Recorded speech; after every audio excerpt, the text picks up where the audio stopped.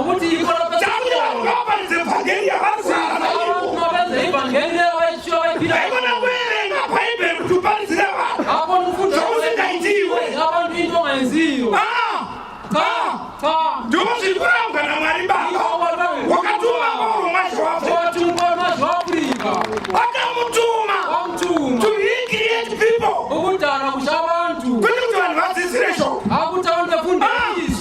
Hallelujah. Wakuna kwata kwenda manje. Nyabona lapha siyakona manje. Saka kuparidza kuti akatumirwe Paulo mwasho yake. Kwende mungoita malausika Paulo akatumwa Paulo akatumwa Paulo akatumwa. Amen. Akatumirwe. Watumirwani. Ndoko akwendwa. Ikorapa yakona. Amen. Kumabasa. Emsebenzini. Amen. Amen. Kumabasa. Akatumwa kushandura upenyu hei. Wevani. Watumira ukukura msebenzi yako impilo zabantu. Amen. Amen. Ana motumwa kuti zvipere zvakadaro. Atumira kuti atumwa kuzoreza vanodini? Atumira kupunyisa mabara. Adzauya kushandura chii? Neshoko raanotidzisa nerakatidzidzisa. Shoko rakauya nemurume akabva kui? Erumba. Rakadzidziswa mudenga rechingani? Rechitatu. Kuti vanhu vashandurwe neshoko. Ndosaka akatumwa. Haana kungotumwa kuti tiri Paulo watumwa Paulo watumwa. Akatumirwei kuchinja vanhu. Zvawaita kare zvauhedheni zvibve zvishanduka. Mabasa akare ainyangadza abviswa. Vanhu vani vashandurwa neshoko. Ndosaka akatumwa. Ndosaka Bishop ari kutika iwewe wacho tanga washandurwa neshoko. Hauri kuparidza iwewe.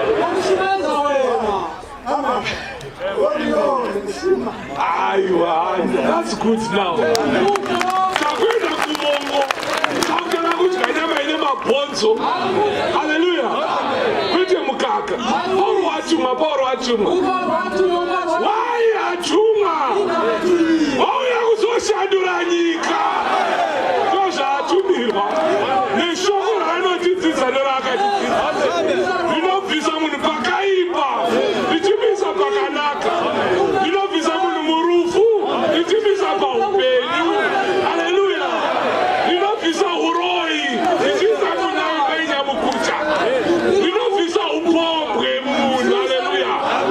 Rinobvisa umondi. Rinobvisa umavha. Haleluya. Amen. Kubvisa zvikara pavanhu.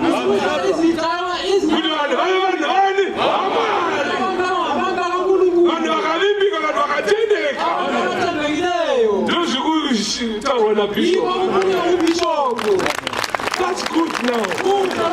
Tabva pamwe kuti Paulo wakatumwa. It does not matter. What matters is kuti Paulo watumwa kushandura nyika.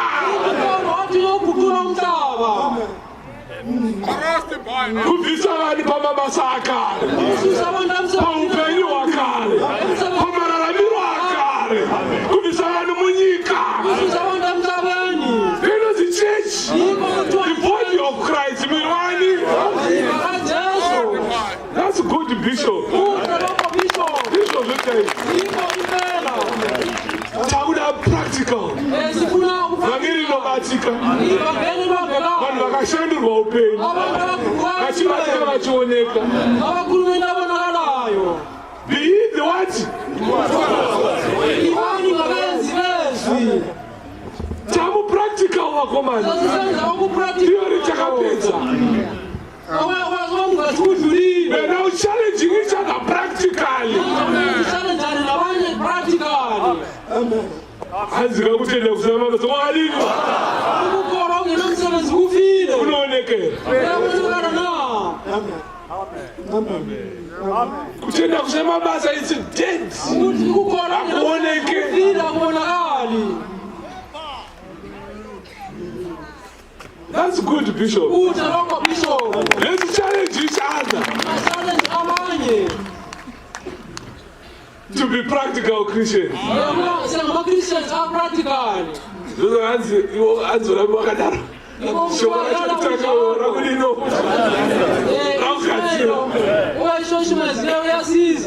ndosaka shoko raMwari is a double edged sword. Rinobaya neuku nekupi rikubaya ari kurohwa richibaya ari kurohwa wacho. Haleluya. Ndoshoko rani raMwari.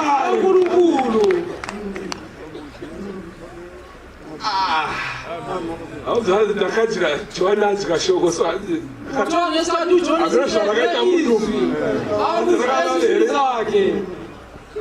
Rakatabira murombo rikavalisa mudumbu. Haleluya. Shokorani. Sure zokuthi wakapomwa eAfrica. It should be about akatumiwe. Then we know now tapinda manje. Tamusila basi yayo manje. Loti notese chukuziva kuti akadini. Kana sinezwe kuti Paul akatumwa baba. Yamukari munyika vakuziva kuti akadini. Ngativazivise kuti akatumirwei. Kudama atumwa kukushandura. Kukubvisa pauromba. Pakuvimba namasango. Pakuvimba navanhu. Pakufamba nani naJesu.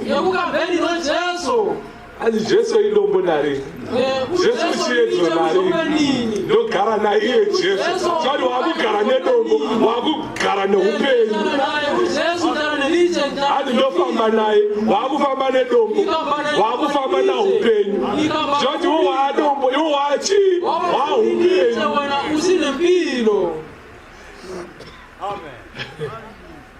Mwari wakana.